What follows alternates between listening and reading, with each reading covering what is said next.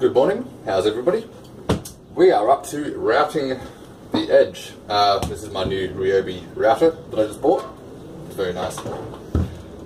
Way more powerful than the last one I had. I bought an old second-hand one off of Gumtree and it just never was up to the job. So now we've got something we can actually use. We're going to get onto it. What I need to do here, you can see the overhang of the body all the way around there. So I'm going to go along with a bearing guide and trim that off. So the bearing rides along the body and we'll just trim this flush to the body all the way around. Or at least, hopefully. Quick test. Cool.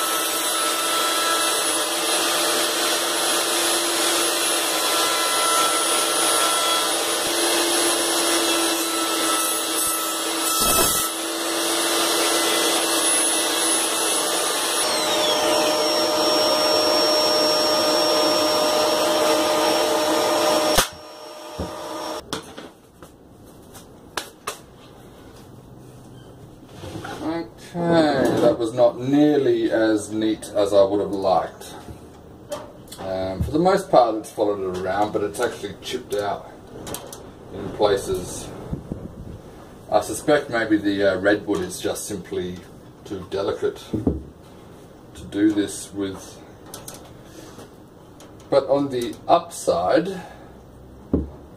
where it's taken the big chips, for example, just there, is actually where I'm going to be carving it off anyway, because right there is where the arm contour normally sort of slopes down there.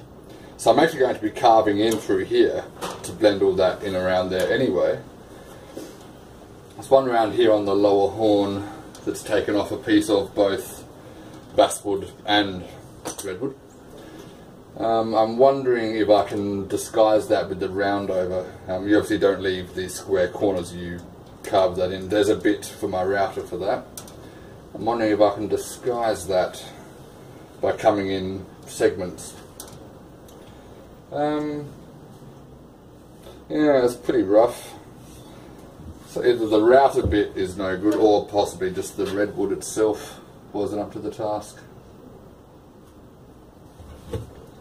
Not bad though.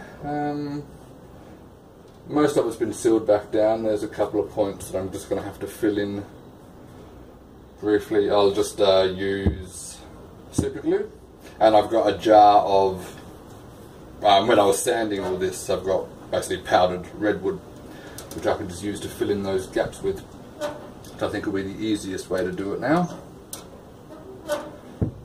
Alright, that's step one done. So the next step is the using the spindle sander to come along and just clean up these edges and get them as smooth and round as possible to basically finalise the shape of it, and also to get rid of all the glue runs.